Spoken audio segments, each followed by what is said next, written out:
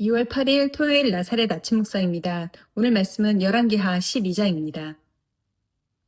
예후에 7년에 요아스가 왕이 되어 예루살렘에서 40년간 통치하니라.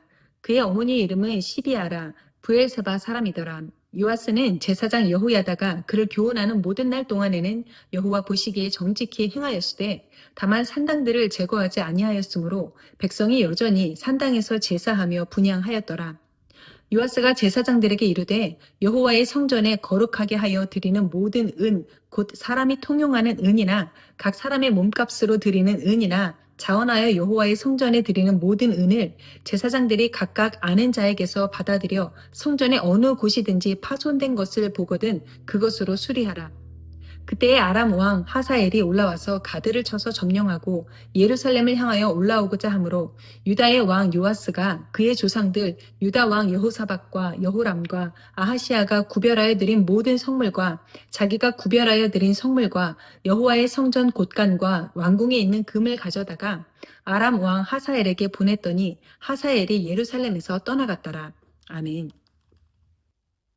평생을 성실하게 조금도 한눈 팔지 않고 오직 자식들과 가정을 돌보며 제대로 여행 한번 가보지 못하고 살아온 노 부부가 있었습니다. 이제는 독립하여서 살만해진 자녀들은 부모님을 위해서 해외여행을 보내드리기로 하죠. 노 부부는 열흘 동안 유럽 각지를 구경하고 돌아왔습니다. 자녀들은 부모님의 첫 해외여행의 후일담이 궁금했습니다.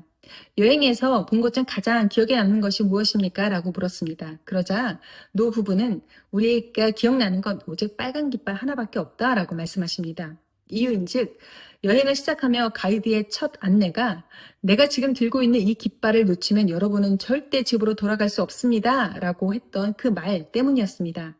그래서 여행 내내 주변에 아무것도 바라보지 못하고 열흘 동안 오직 가이드가 들고 있는 빨간 깃발만 바라보고 따라다니다 보니 내가 어느새 집에 도착해 있다라고 말씀하신 것입니다. 마냥 웃을 수만은 없는 이 이야기에서 저에게는 집으로 인도하는 빨간 깃발의 의미가 뜨겁게 다가왔습니다. 우리에게 있어 빨간 깃발은 라합이 걸어놓은 여리고성의 붉은 줄이며 예수님의 피 묻은 십자가일 것입니다. 붉은 십자가는 우리가 이 땅을 사는 날 동안 늘 바라보고 따라가야 할 깃발입니다. 그래야 아버지 집으로 돌아갈 수가 있는 것이죠. 이스라엘 역사 속에서 종종 이 붉은 깃발을 놓치고 혹은 다른 색의 깃발을 바라보거나 또한 두 개의 깃발을 동시에 바라보는 왕들이 있었습니다. 오늘 본문 속의 남유다의 요아스 왕은 붉은 깃발을 바라보는 몇 안 되는 왕 중에 하나였습니다. 요아스가 1살 때 아버지 아하시아 왕이 죽고 모든 왕자들이 살해를 당하는 비극적인 사건이 있었습니다. 이때 요아스의 고모 여호세바의 도움으로 그는 화를 면하였고 6년간 성전에서 몰래 양육이 되었습니다. 그리고 요아스가 7살 되던 해에 고모부이자 대제사장 여호야다가 반정을 일으켜 아달랴를 죽이고 요아스에게 기름을 부어 유다의 8대 왕으로 삼았습니다. 그리고 요아스는 40년간 남유다를 통치하였습니다. 오늘 본문 2절을 보니 요아스는 제사장 여호야다가 그를 교훈하는 모든 날 동안에는 여호와 보시기에 정직히 행하였다라고 말씀합니다. 적어도 그를 영적으로 이끌어주는 제사장, 멘토가 있었을 때에는 붉은 깃발을 바라보며 집중했던 왕이었다는 것을 알 수가 있습니다. 붉은 깃발을 바라보았던 요아스 왕은 지난 20년 동안 이방신을 섬긴 여호람, 아하시아, 아달랴로 인하여서 파손되고 방치된 성전을 보수하기로 합니다. 분산된 백성들의 마음을 성전 중심으로 돌리고 물질로 부패한 제사장들을 개혁하였으며 성전 제사를 회복하는 데에 힘을 쏟았습니다. 그러나 요아스는 대제사장 여호야다가 죽자 여호와의 전을 버리고 아사랴 묵상과 우상을 섬겼으며 나라 전체에 우상 숭배를 조장하는 악을 범하고 말았습니다.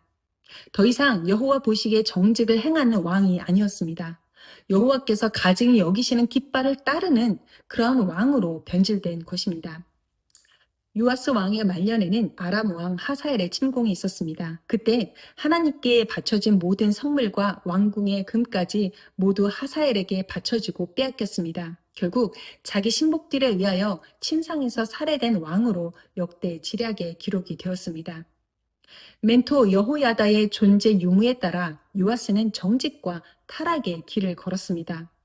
홀로 스스로 서는 법을 익히지 못했던 것이죠. 7살 때부터 떠먹여주는 것만 받아 먹다 보니 혼자서 숟가락질을 하지 못했던 것입니다. 결국 간신들이 떠먹여주는 독이 든 양식을 먹고 탈이 난 것입니다. 우리 각자에게는 각별하게 여기는 신앙의 멘토들이 있습니다. 그러나 멘토도 인간입니다. 우리가 의지해야 할 대상이 아니라는 것입니다. 서로가 하나님 안에서 함께 세워져 가는 대상입니다. 그래서 멘토가 없어도 스스로 진리를 판단할 수 있도록 성장해 나아가야 합니다. 또한 성장한 내가 또 다른 누군가를 지지해주고 섬겨주는 멘토가 되어줄 수 있어야 하는 것입니다. 언제까지 요아스 한 사람 때문에 인간인 제사장 여호야다가 죽지 않고 계속 그 옆에 살아 있어 줄 수는 없었습니다. 그러나 영원한 대제사장 되신 예수 그리스도께서는 죽지 않고 우리 곁에 항상 살아계심으로 우리에게 영원한 멘토가 되어 주십니다. 그러므로 오늘날 우리가 바라보아야 할 대상은 사람이 아니라 붉은 깃발 예수 그리스도이십니다. 사는 날 동안 우리의 시선과 마음을 오직 십자가 앞에 둘 수 있기를 바랍니다. 우리의 지극히 작은 믿음일지라도 변질되지 않도록 예수 그리스도의 붉은 십자가만 따라가기를 힘쓰는 매일의 삶이 되어야 할 것입니다. 그럴 때에 노 부부가 붉은 깃발만 바라보고 안전하게 집으로 돌아왔듯이 우리도 결국엔 예수 그리스도 붉은 깃발 그것을 붙잡고 하나님 아버지의 집으로 들어갈 수 있게 될 줄로 믿습니다.